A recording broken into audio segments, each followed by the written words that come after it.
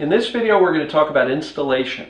Now, a lot of customers will ask me whether or not we install, and unfortunately we're a national distributor. We ship these units all around the country and in some cases the world, so we just don't have the installers out there to do the job for you in your location. The good news is any heating and air conditioning guy or electrician or even some general contractors are more than capable of doing this.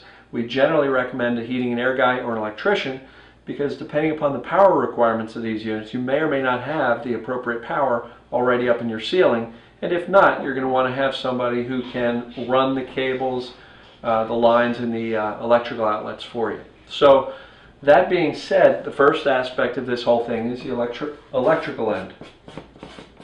And depending upon the unit, there are specs on our site which tells you the required amount of amps per unit, but they're anywhere from like 2.6 to 9.2 amps each. Okay, and essentially even our most powerful units at 9.2 amps each, you're probably going to want to have them on their own individual breakers, or if you're going to tie up two of them onto one breaker, you're going to have a 25 to 30 amp breaker. They do spike at startup, but you probably don't want to push two of these onto a 20 amp breaker. Anyway, the electrical, you're just going to want to make sure you've got the appropriate outlets and power necessary based on the number of machines that you've got. The second item you need to consider is how to hang the units. Okay, we provide industrial hanging cable with every unit that we sell, and most of the units come with eye hooks on the machines pre-installed, or on the flush mount units you kind of have to connect them onto the machine once you fit the unit up in the grid.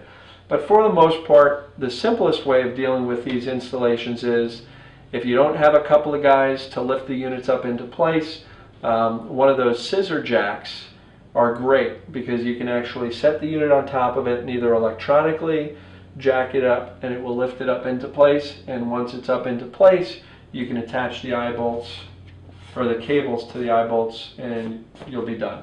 It's a nice easy process. It's not terribly difficult, and again, any contractor should be able to help you out with that.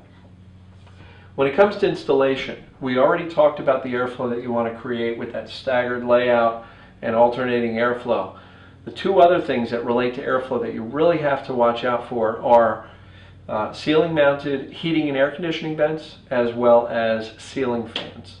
And the reason I tell you that is, let's say you've got, here's your room, and you've got, you know, let's say 4 heating and air conditioning vents in the space. If you mount your smoke heater intake right here, well, guess what's going to happen? These heating and air conditioning vents are going to create enough airflow and turbulence at the ceiling level that as the smoke is trying to be drawn in, these units are blowing the smoke away. So this approach is not going to work for you. Ideally, you're going to want to find a location that is not affected by these heating and air conditioning vents. Same thing holds true for ceiling fans. If you're trying to mount a smoke heater right next to a ceiling fan and that ceiling fan has enough airflow to push the smoke away, you're going to be scratching your head wondering why this thing's not working so well.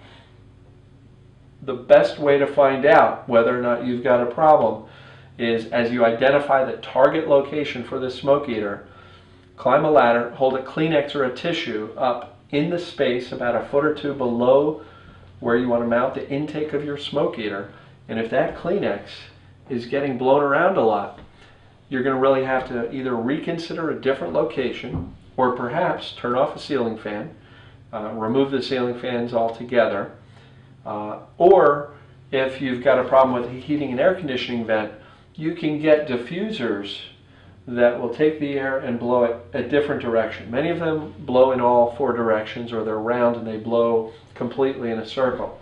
But you can get them where they're blacked out on one side and they only blow in one direction.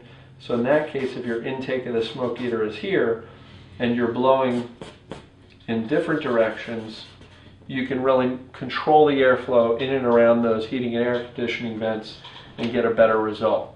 But you absolutely have to factor that in, because if you are too close to a heating and air vent or a ceiling fan, you're not going to get the results you want because the smoke's never going to get to that machine. So I hope that makes sense. We're talking electrical, hanging the unit, and then just proper placement considering those things. If you can get those couple of things right, along with the alternating airflow, you're really going to have a great result. So I hope that makes sense, and we'll see you in the next video. Thanks.